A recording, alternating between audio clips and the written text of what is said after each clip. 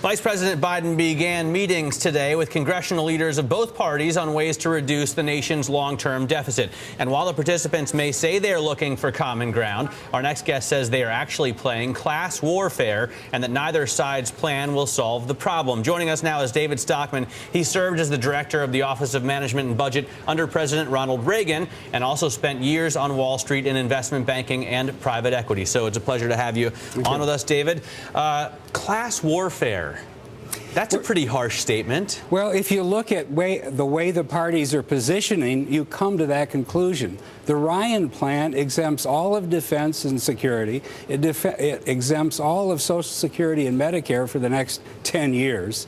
And it takes the entire deficit reduction effort out of the safety net programs and Medicaid in a small portion of the budget, leaves revenue totally untouched, in fact, extends all the Bush tax cuts from the rich to everybody else. Now, that looks like an attack on the poor. I don't think it's intended to be, but that's the way it looks. On the other hand, Obama has said, we can't cut all these programs. We need them. They're important.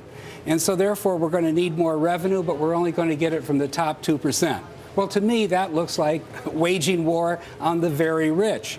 And when we get that far apart, I don't see where or how a consensus is ever going to congeal. In fact, as the day of reckoning has come closer on our budget deficit, which is immense, the parties have gotten further and further apart as this class war thing begins to heat up. You know, David, I think in my own household, if we've got to cut back, everybody's going to feel a little bit of pain. Is there some plan between the Republicans, the Democrats, and everybody that there is a middle ground that will effectively reduce the deficit and kind of everybody feels pain from the richest to the poorest? Well, I think that's the only practical way we can do it because we don't have a dominant party in this country, so both parties are going to have to give ground. I think that's what the President's Commission in December recommended, and it was kind of, dumped within 3 days and forgotten. But now we have the leadership of the Republican Party, especially in the House, digging in on this religious principle that no revenue, no taxes can be on the table in any way, shape, or form. And we have the leader in the Senate saying Social Security is sacrosanct territory, and even the very wealthiest retirees can't be means tested. This makes me nervous. I mean, that nothing ultimately is going to be done, and we're going to be living with this problem forever, and it's going to get to a situation that's unmanageable. We're pretty close, it feels like. I mean, will it be the constituents of the lawmakers in Washington that finally put their foot down and people start listening to the public, or is that not even going to happen?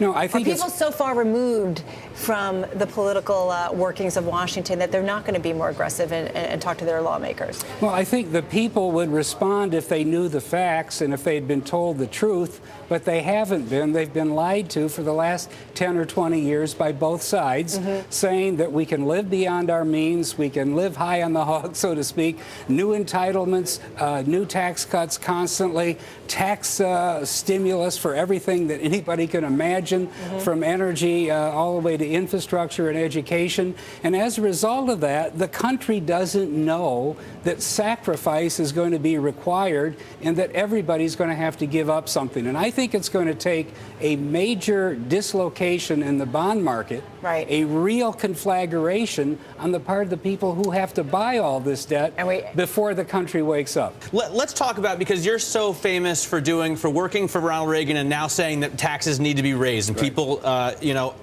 think that's a bit of a flip-flop, but would you be happy to see just the loopholes taken out, just a flatter tax structure, a broader base? I mean, obviously Washington loves to have tax rates at 30% and more, and then they can give breaks to everybody. Well, I think that's a nice idea, but you won't get there loophole closing because K Street and all the lobbies and all the cronies of capitalism are so dug in that I don't think you're going to get rid of these loopholes.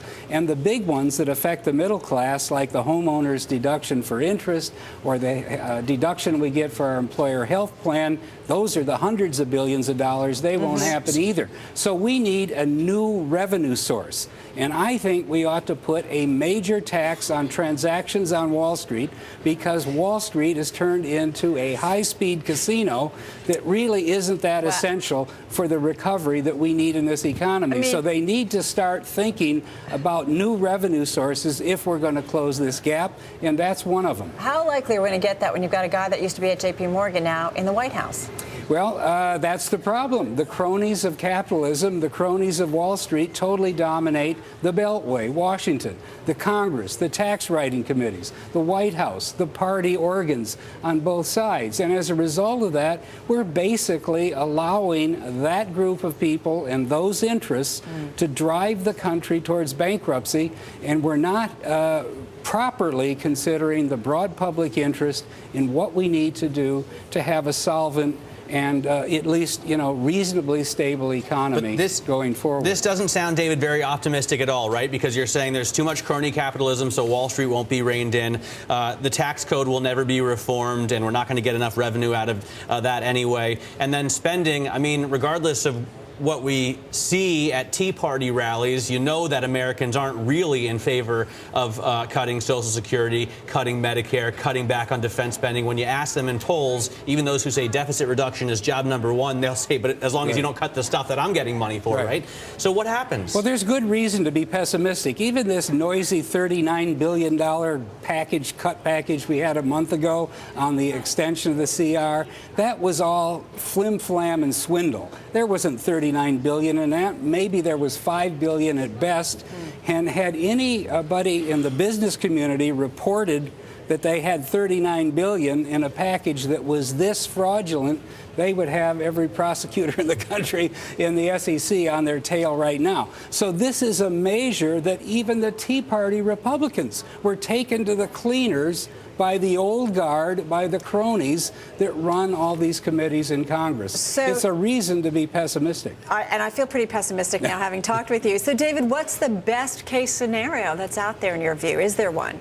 I think we can't predict it yet. We can't see it because it's going to take a major thundering dislocation in the global credit markets and currency markets before we finally sober up our political system and our leaders sufficiently to get real choices on the table.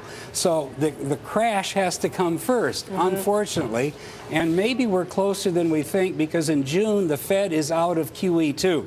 Maybe. Already, well, we hope so. They have to be. Look at the mess that QE2 has created. Also, the foreign central banks who have been buying all our debt seem to be getting out of the market because China will be pegging less as it tries to struggle with its inflation. So suddenly in June, we're going to have a real bond market by investors, and I think they're going to demand higher interest rates. And vigilantes are back. The vigilantes are coming back. Not yet. Maybe not today because this is a little flight to safety. The markets are totally in turmoil, but over time they will. David, thanks so much. Always exciting to have you on. David Stockman there.